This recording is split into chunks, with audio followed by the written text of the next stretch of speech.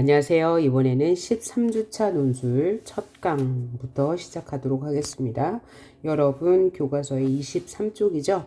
굶주림과 싸우는 사람들인데 이제 경제 관련 논술이 되겠습니다. 자, 그럼 첫 번째 어휘부터 살펴보도록 할게요. 위선적이라는 말이 나왔네요. 위선적이라는 말은 겉으로만 착한 척한다 이 소리예요. 겉으로만 선한 척한다 이런 뜻이고요. 원조는 식량이나 물건 따위를 도와준다 이런 소리고요. 이런 뜻이고, 융자는 자금을 융통한다 이런 뜻이고요. 자금을 융통한다는 것은 돈을 빌린다 이 소리입니다. 그 다음 불황은 경제 상황이 좋지 않다 이런 뜻이고요. 증액은 액수를 늘린다 이런 뜻입니다. 자, 그러면 1번에 뭐가 들어가야 할까요? 경제가 극심한 땡땡 또는 경기 침체. 경기 침체가 뭐예요? 바로 불황이죠. 불황. 그죠? 또는 침체기로 진입한 2008년에는 문제가 더욱 악화되었다. 2번, 전 세계 식량 공급이 심각한 위기에 처한 상황에서 이렇게 사치스러운 식사를 내놓는 것은 뭐야? 위선적이다. 이라는 것이 비난의 핵심이었다. 3번, 많은 국가의 정부가 빈곤한 나라의 식량을 도와준다. 원조해주고 있다. 4번, 2008년 식료품 가격이 상승함에 따라 미국 의회는 보조 영양 지원 프로그램을 비롯해 필수적인 지원 사업들의 예산을 늘렸다. 증액했다. 5번, 국제농업개발기금은 가난한 농부들에게 융자금 빌려주는 돈과 기술의 지원을 제공한다. 자, 그 다음 2번 격언이란 말은 뭡니까? 오랜 생활 체험으로 이루어진 인생에 대한 교훈이나 경계 따위를 간결하게 표현한 말로써 이 격언은요, 전 세계에서 통용되는 관습적인 말입니다. 관습적인 말. 그러니까 이 말 자체로는 무슨 의미인지 모르지만, 말 자체가 어떤 의미가 있는 건 아니지만 공통적으로 약속된 말에, 예를 들면 성공은 99%의 노력과 1%의 운에 달려있다. 이런 말이 이제 격언이 되는 거죠. 그 다음에 추세라는 것은 어떤 상황이 나아가는 방향, 경향을 말하는 거고요. 증대는 양이 많아지거나 규모가 커지는 상황을 말합니다. 그 다음 3번 볼까요?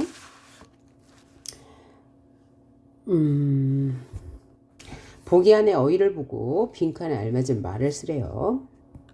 자, 첫 번째 단어가 자급자족입니다. 자급자족은 필요한 물자를 스스로 생산하여 충당한다는 뜻을 가지고 있어요.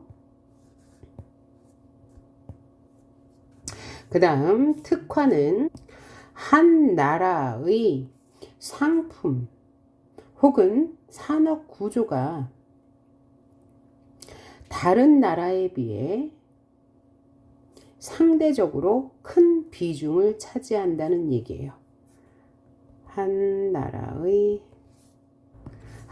산업 구조가 다른 나라에 비해 큰 비중을 차지한다. 확산은 널리 퍼진다는 얘기고요. 충족은 필요한 것을 만족시킨다는 뜻입니다.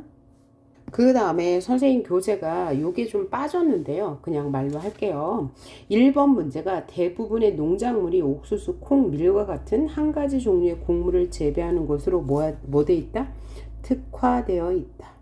그 다음 2번 문제, 1990년대 이후 주요 기업들은 세계적으로 증가하는 소고기, 돼지고기, 닭고기 수요를 하지 못해 충족시키지 못해. 2번이 충족시키지 못해.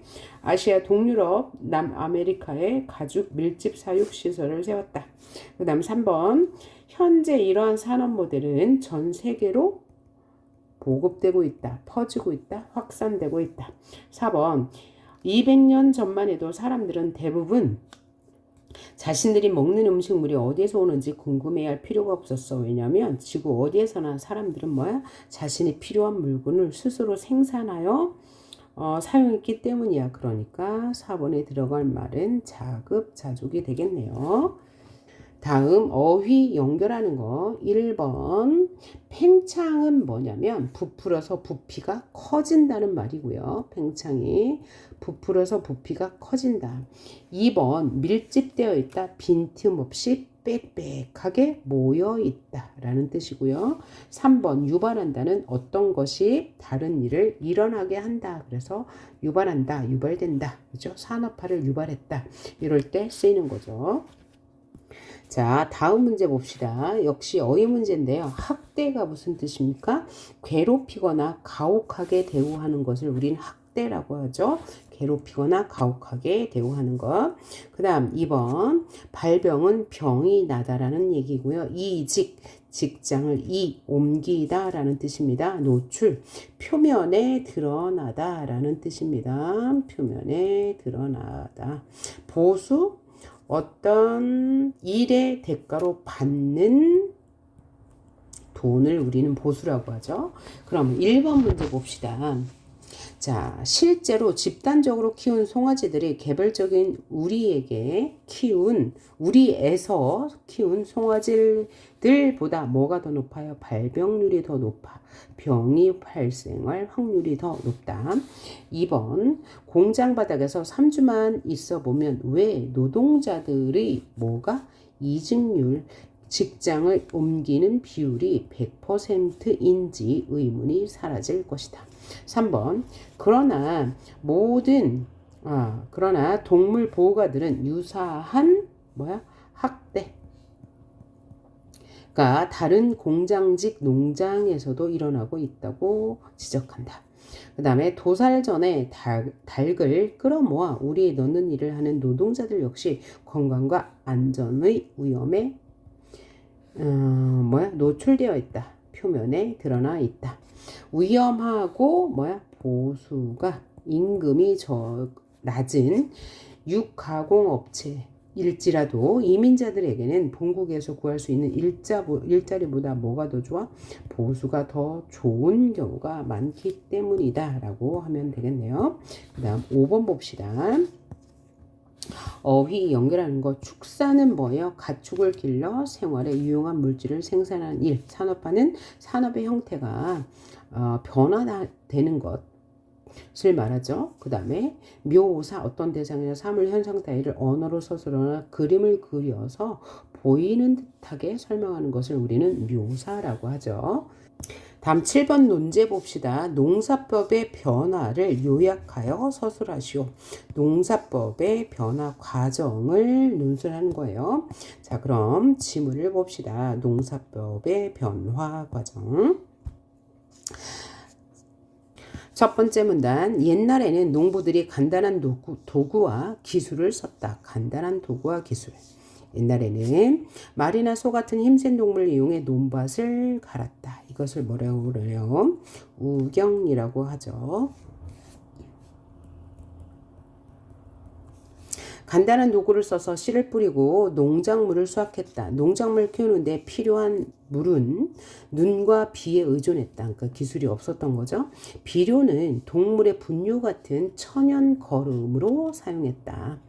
자, 1800년대와 1900년대 초 농업은 더 기계화가 되고 과학화되었다. 그러니까 기술이 발달했다는 얘기죠. 그래서 1800년대니까 19세기.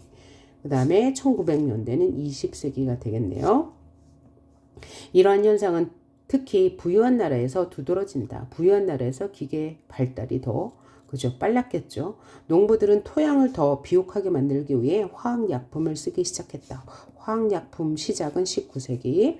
동력이 빌린 동력이 빌린 농기계와 동력이 발린 농기계와 같은 신기술 덕분에 등골이 부서질 정도로 힘든 농사일이 훨씬 쉬워졌으며 속도와 효율성이 증대되었다. 그러니까 기술이 발달해서 노동력이 절약되었다. 그리고 효율성이 증가했다. 노동력이 저하되고 효율성은 증대되었다. 기계화된 관계시설이 출현하여 관계시설은 뭐냐면 물을 대는 시설을 말해요. 물을 대는 시설. 그러니까 이 천연 그저 자연에 의존할 필요가 없었다는 얘기죠. 농작물에 더 많은 물을 공급할 수 있게 되었다. 새로운 냉동 기술 덕분에 기차 같은 교통수단을 이용해서 창고나 시장으로부터 농작물에 운반하는 과정에서도 식품을 예전보다 더 신선한 상태로 유지할 수 있었다. 이런 변화는 농부들이 더 많은 농작물을 재배하여 더 많은 사람들을 먹여 살릴 수 있도록 도와줬다. 그러니까 생산력이 증대되니까 그만큼 이제 수확량이 많아졌다는 얘기죠. 그래서 일문단을 정리해 보면 19세기에 들어서면서부터 과학기술이 발전하게 되었고 그로 인해서 농업이 기계화되고 과학화되었다. 그로 인해 생산력이 증대되고 노동력이 절약되었다. 한편 천연 거름 대신에 뭘 사용해? 비료를 사용하였다. 그 다음에 이게 이제 화학약품이 비료인 거죠.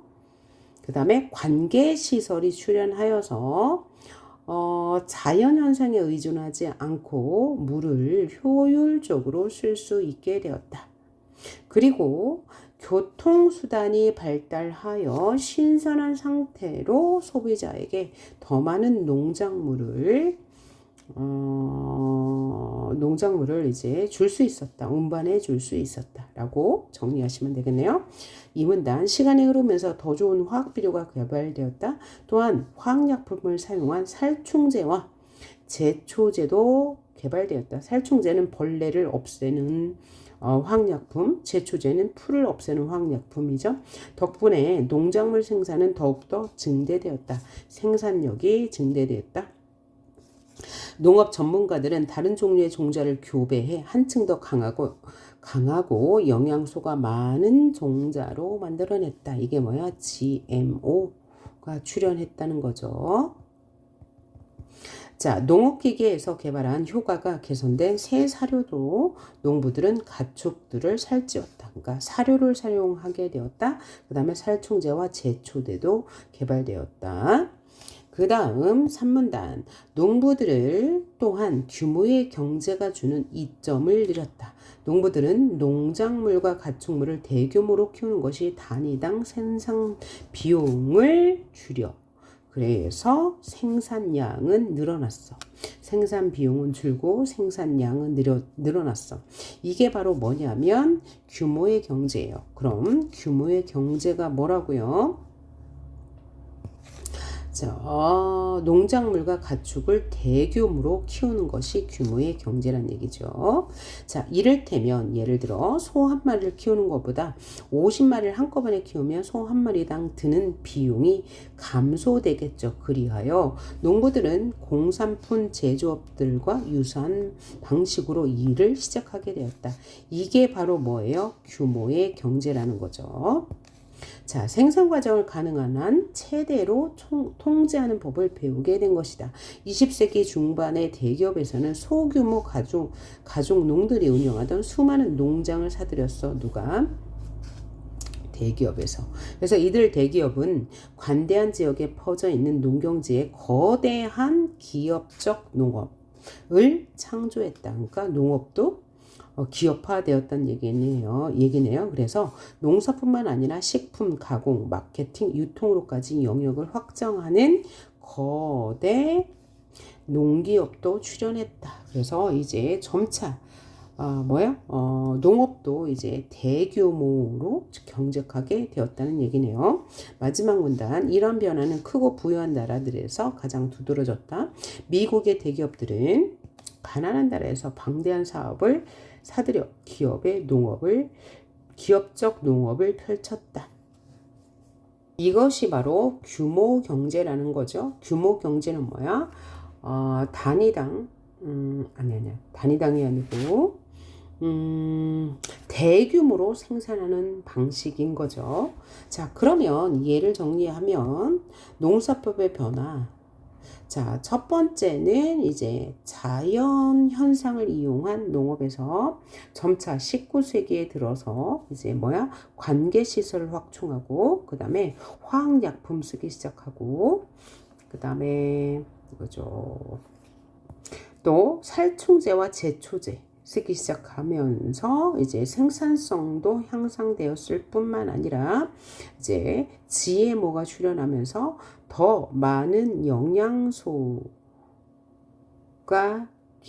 들어있는 농산물을 생산할 수 있게 되었다. 또 규모의 경제가 출현해요. 대규모로 농장을 지었는데 이것은 이제 거대한 기업이 출현하면서부터 바뀐 현상이다라고 이해하시면 되겠네요. 자, 그래서 이렇게 정리해 볼 수 있겠어요. 농사법은 옛날에 농부들이 간단한 도구를 이용하고 하늘에서 내리는 비와 눈만을 이용했다. 그러나 19세기에 들어 과학기술이 발달하여 기계화되었다. 한편 천연 거름을 이용하던 옛날의 방식에서 벗어나 화학 비료를 사용하게 되었다. 이에 따라 생산량은 증가하고 노동력은 절감할 수 있었다. 게다가 냉동 기술이 발달해 신선한 농산물을 먼 곳까지 조달할 수 있었다. 그 과정에서 제초제나 살충제도 사용된다. 이 시기에 유전자 조작 식품이 개발되어 영양소가 높은 농산물도 재배되었다. 자, 이후 농작물과 가축을 대량으로 키우는 단위 경제를 습득하여 생산 비용도 줄일 수 있었다. 이후 20세기 중반에는 대기업이 광대한 농경지를 사들여 거대한 기업적 농업을 창조하고 농사뿐만 아니라 유통, 가공, 마케팅까지 확장해 거대 농기업도 출현하게 된다. 이처럼 농업은 소규모 노동력 중심에서 대규모 기업화, 기계화를 거치며 거대 기업으로 나아가고 있다라고 설명하시면 되겠습니다. 자, 다음 문제 8번 한번 볼게요. 윗글을 읽고 대북 식량 지원에 대해 찬성하는지 반대하는지 자신의 생각을 조건에 맞게 쓰래요. 조건은 서론, 본론, 결론 형식으로 쓰고 주제 문장이 들어가게 작성한다. 자, 그럼 논제가 뭐예요? 대북 식량 지원에 대한 자신의 생각을 논술하는 것입니다. 자, 그러면 첫 번째 문단부터 중심 내용 찾아가면서 읽어봅시다. 자, 북한이 천안함에 우리 군인 46명을 죽인 지 5달 만에 북한에 쌀을 주자는 얘기가 나왔다. 그러니까 쌀 지원 정책을 펼쳤던 게 굉장히 오래된 일인데 2010년에 이명박 정부 때죠. 2010년 3월 26일 밤에 대한민국 백령도 서쪽에 천안함이 초계 임무 수행 도중에 북한 해군 잠수정에 의해서 공격을 당해서 이 선체가 완전 파손되어서 침몰한 사건, 이 사건으로 인해서 46명이 전사했습니다. 그 사건에 대해서 언젠가 이런 얘기가 나올 줄 알았지만 빨라도 너무 빠르다. 어떤 얘기요? 북한에 쌀을 주자는 얘기에 반대를 표명한 사건이죠. 북한은 햇볕 정책이 시행되는 중에도 우리 함정을 공격해 우리 군인 6명을 죽인 적이 있어요. 이제 46명이나 죽여도 아무런 문제가 없으니 필요하다고 생각되면 거침없이 다시 우리 군인 시민을 죽이려 들 것이다. 따라서 이 문단은 그저 대북 식량 지원에 대해서 반대하는 근거로 쓸 수 있을 거네요. 왜냐하면 우리는 당시에도 이제 뭐 했으니까 쌀을 통해서 대북을 지원하고 있었는데도 불구하고 북한은 이 잠수정을 보내서 우리 군인 함을 공격했기 때문이죠. 자, 그 다음 이 문단. 북한을 지원할 때 항상 쓰는 용어는 인도주의적 차원이다. 하지만 비인도주의적 국가의 인도적 지원은 불가능하다. 그러면 인도적이라는 말이 무슨 뜻이에요? 바로 모든 인간은 평등한 인격과 존엄성을 지녔다는 뜻이에요. 그래서 인간으로서 도와준다는 얘기죠. 그래서 그런 것은 불가능하다. 인도적 마음으로 북한을 도와주어도 김정일은 군대와 자신의 재산 분리기에 외에는 관심이 없다. 김대중 노무현 정권의 대북 지원 속에서도 북한이 취약계층은 전혀 구애받지 못했다. 하층민들의 탈북만 계속적으로 확대됐다. 그러니까 얘도 이제 대북 식량 지원 정책에 대해 반대 근거로 쓸 수 있는 부분이 있네요. 지금까지 외부 지원 물품을 배급하는 대상은 권력기관과 군대뿐이었다. 북한은 그렇게 많이 도와주었는데 설마 인민에게 전혀 주지 않았을까 생각하기 쉽지만 사실상 인민에게 지원 물자가 공짜로 돌아간 것은 거의 전무하다. 그러니까 여기도 반대 의견이 되겠습니다. 4문단 봅시다. 한 고위 탈북자는 과거 해외 지원단체에서 영양제를 지원하자 인민군 병원인 제11호 병원에 전량 공급돼 군단별로 영양실조 군인들에게 영양제를 집중적으로 투여했다. 그러니까 군사적 인 목적으로 쓰였다는 거죠. 자원 물품을 싣고 방북했던 인사는 영양제를 제대로 사용하는지 믿을 수가 없어 갑자기 해당 지역 유치원으로 가보겠다고 요청했고 북한은 그것을 승인했다고 한다. 그날 저녁 11호 병원에서 영양제 일부를 긴급으로 해당 유치원에 보내 외국인을 안심시킨 후에 다시 모두 거두어서 군대병원으로 가져갔다고 한다. 함경북도 지역에 빵 공장을 지어 어린이들을 도와주었던 한 목사는 자신이 3개월만 머무르며 아이들을 볼 때는 살이 포동포동 올랐는데 6개월 후에 다시 가보면 뼈만 앙상하게 해줘서 허탈감을 감추지 못했다고 한다. 그러니까 여기도 다 반대 의견이 되겠어요. 왜냐하면 식량 지원을 해봤자 북한 주민들에게 돌아가지 않고 고위 간부들에게 돌아가고 또 이제 이 무기를 생산하거나 혹은 권력기관 군부대에만 지원이 되기 때문인 거죠. 다음 5문단 봅시다. 과거 중국에서 중국의 북한 전문가들과 얘기할 기회가 있었다. 중국의 북한을 통제하지 못해서 개혁 개방조차 못 시키고 핵을 못 막지 않았느냐고 물어보았다. 중국인 학자는 벌컥 화를 내며 1990년대 후반 북한에서 수백만 명이 굶어 죽은 것은 중국의 식량 지원을 하지 않았기 때문이다. 중국 지도부가 북한을 개혁 개방으로 이끌어내기 위해 그런 것이다. 북한이 변하지 않으면 살아남기 어려운 막다른 골목으로 내몰렸을 때 한국 정부가 대대적으로 북한을 지원하는 바람에 북한은 결국 개혁 개방을 하지 않았고 10년을 버틸 수 있었다. 핵과 미사일 개발도 그래서 가능했던 것이라는 게 그의 주장이다. 그러니까 우리의 햇볕 정책을 북한에서는 햇볕 정책으로 받아들이지 않고 그 자원을 모두 무기 개발에 이용했다는 거예요. 지금 북한 주민이 굶주리니 도와주자는 것은 명분상 맞는 말이다. 그러나 쌀이 북한 군대로 가도 눈을 감자는 것은 결코 안 된다. 모니터링이 전혀 없는 대북 지원은 결국 권력 집단 강화와 주민 탄압으로 이어져 시장의 손끝에 피가 나도록 장사하는 사람들은 못살게 구는 악순환만 불러왔다. 대다수 탈북자는 대북 지원이 증가할수록 탄압이 함께 커졌다고 한다. 대북 지원을 얘기하기 전에 먼저 해야 할 것은 막대한 대북 지원이 왜 민간에게 돌아가지 않았는지 검증하는 것이다. 그것을 되풀이하기 위한 대책과 지원 기준을 먼저 만들어 야 하고 우리가 만든 기준을 북한이 수용할 때 지원해도 늦지 않다. 그래서 얘는 지금 신문 칼럼입니다. 그래서 얘는 이 기사는 지금 신문 칼럼은 뭘 지금 주장하고 있는 거예요? 대북 지원이 쓸데없다는 거죠. 왜냐하면 우리가 대북 지원을 해봤자 그 식량은 주민들에게 돌아가지 않고 무기 개발에 힘쓰여진다는 것이죠. 자, 그러면 이미 답이 나왔네요. 대북 식량 지원은 반대해야 한다는 거예요. 자, 그래서 이렇게 한번 써봅시다. 여러분이 먼저 쓰고요. 여러분이 스스로 쓰는 걸 권유한다고 했습니다. 자, 이걸 그대로 옮겨 쓰는 건 의미가 없습니다.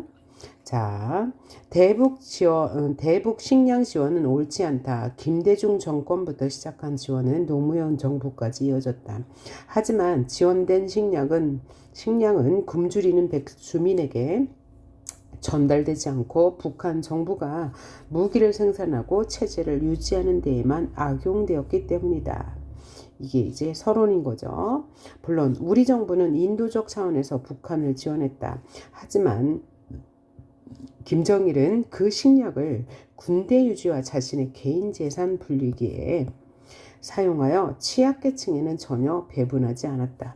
게다가 천안함 사건을 일으켜 우리 국군 42명을 희생시켰다.